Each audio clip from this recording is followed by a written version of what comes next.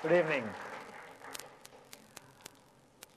It gives me immense pleasure to actually talk to you here today on on basically the journey that we had along with Dell in the last 3 years specifically.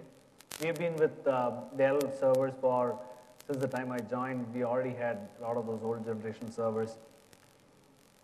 But specifically these last 2 years has been an amazing partnership. I took charge of the IT management for our company. And one of the key things that we had as an issue was all our data centers, which were built in the time of around 2003, were maxed out. All the data centers across the world were full in capacity in terms of power and especially on cooling. And with that, and having a budget to buy servers or storage as I wanted, I needed to balance it between whether I had to buy servers and storage which would directly contribute to compute and space or expand my data center. We were in a fix and we requested Dell to help us because they would have come across a lot of these issues in various other customers. And they immediately sent across a team of engineers and tools to analyze what we had in our data center. What was the applications that were running in our data center? What was the performance profile that was required? What was the consumption? All of this was scientifically measured and presented back to us. So we got a view. This is what we are actually consuming. If you look at the processor utilization, most servers would be less than 10%, all of that. And we asked them, what are the options that we have? So they gave us a proposal for expanding the data center in terms of power and cooling capacity. They gave us options for virtualization. And they also recommended a few models of servers. Rather than pointing us to a particular server and saying that this is the right one for you, they gave us the choices of doing virtualization with various platforms. If you look at two of my favorite products from Dell is the M610 server, the 11th generation, 610 server, and the M910. The M910 is a massive, massive server. And what we've done is finally we looked at how would our load work on each of these platforms. So Dell prepared a modeling whereby they showed us if it is M910, how many servers do we need? If it is 610, how many servers do we need? And what we decided and what we found was we could do virtualization and basically generate around 1,000 virtual machines out of 20 boxes or 20 blades. So we have a couple of chassis and a change of servers that is basically giving us 1,000 virtual machines. And this is just with 256 GB RAM on the M910. If we expand it to 512, it will give us more. And today, our utilization is only 35%. Which means the compute is so strong that we have gone actually beyond what we had originally sized it at. And we are still going strong. So that was a very good experience that we had with Dell. And when we decided to buy storage, we had evaluated various products in the market. And it is at that time, for this virtualization project, that we had Compellent was a recent acquisition by Dell at that time. But the unfortunate thing is that we did not know about Compellent in India. And though it was very popular in North America, it was not well known to us. So we sat with the engineers, understood what the product can do. We compared with the feature capabilities with various other products. And finally, we were convinced that that is the right product for us. With a leap of faith, we went ahead and actually placed an order for a massive capacity. And today, we are reaping the benefits. If you look at any of the acquisitions that Dell has done, you would see a common theme in it. The common theme is that it is about simplicity. All the products or the applications that have recently come on board in Dell, they like the Ecologic, which we use for all our branch office infrastructure and departmental requirements. What it saves is what it usually took a long time for administrators to manage now is significantly reduced. So what is the difference? We can get the same administrators to to do more, right? So they can do much more than what they used to do because they now don't have to go into the nitty-gritties of patch management. A lot of these not so productive activities, they don't have to do it anymore. It is much easier to do.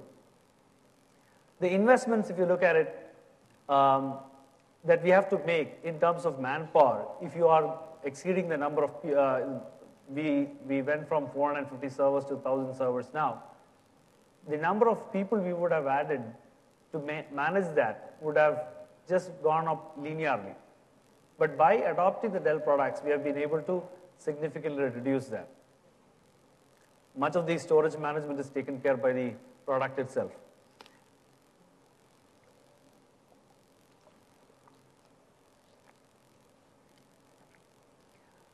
I have had an opportunity to interact with the Dell engineers at the R&D center multiple times last year. And a lot of things that we discussed, we understood why they were doing it in such a way, what are the things that we would like to see. And if you look at it, about the servers having a performance profile that can run at 45 degrees centigrade, what is the use case? When I look at my data center, we have 4 precision cooling systems. What happens is that we run only 3 at any given point in time. One is, of course, redundant configuration, N+1 configuration. But what happens in the months of April and May, when the ambient temperature rises, we are now forced to run all the units. I'm sure that many of you would face the same thing. So what we can now do is, the risk is that if one of the units fail in the months of April and May, it is a very risky situation because the power just goes up. I mean, the temperature just goes up. The advantage of this higher tolerance capacity is that you don't have to invest on additional cooling as a capex just to address those 2 months. So you can let these servers not probably run at 45 degrees, but easily 32 to 35 degrees. So which is significant for us because we are in a situation where we cannot expand capacity. If you look at the performance of the servers, the M910 servers are used for virtualization, and we have completely virtualized our ERP infrastructure except for the database tier. All the application web front end, everything is virtualized. And every year during appraisal cycle, there would be a performance issue. So this year we have completely virtualized it and put it on an M910. The entire process went through without any performance issues, even though the behavior of the people was that they would still do it only on the last day.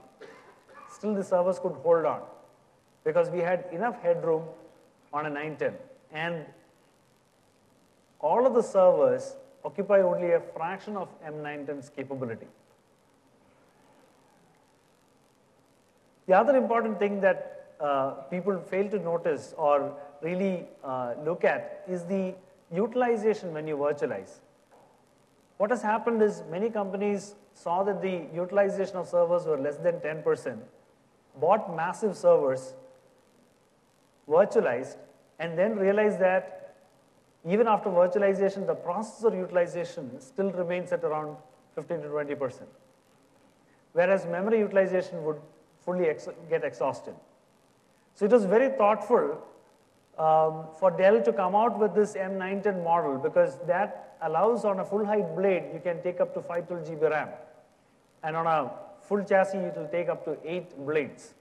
So that was a perfect combination for us because it gave us the right density per chassis on a 10U form factor. It gave us the right density to allow us to run the maximum number of virtual machines. If you look at it, today a half-height blade can take 768 GB RAM. And that is really good for virtualization because more and more companies are moving away from overcommitting on memory and making sure that you stay within the physical memory limits and at the same time utilize processor to the maximum. Today what we have realized is that a virtual machine consumes only 12 watts. This is based on the number of VMs that we are running on a chassis and the storage that it is consuming.